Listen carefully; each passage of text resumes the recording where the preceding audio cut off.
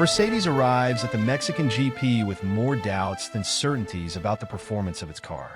After all, last weekend, the car started very well on Friday, but little by little, it started to lose performance again, reaching the classification much lower than expected, since initially, the team's cars were expected to compete for pole position, as they were so strong. For Sunday's race, Russell chose to return to an earlier version of the car, discarding the updates that were introduced, even though this cost him a heavy penalty, which ended up paying off in the race, with him climbing the field and scoring points. As for Hamilton, who chose to stay with the updated car, he even had a great start. But shortly after, he lost control of the car and abandoned the race, with him saying that the car was very strange and that he had never felt anything like it, blaming the latest update for these problems. But what now? What will the team do from now on? Will the update be maintained?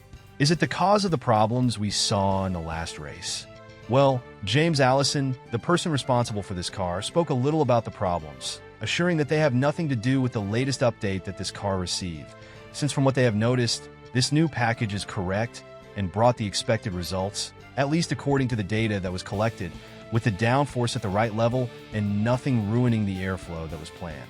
Precisely because of this, he states that they will continue using the updated version of the car for the rest of the season, without bringing any new improvements. But of course the team will not be left empty-handed knowing that the car caused so many problems for the drivers last weekend. So much so that Allison explains that it may have been an error in the car's settings, which were too low and too rigid, with the drivability being affected due to this and causing Hamilton and Russell to spin, and also the loss of performance from Friday to Sunday. Speaking specifically about this week's Mexican GP, Allison guarantees that they will have a more balanced car, and with that, both drivers will be able to fight for better positions, both in qualifying and in the race, with them taking advantage of the 3 free practice sessions to collect more data and understand what is happening for the car to lose performance from one moment to the next. Well, Mercedes is confident again. But what do you think?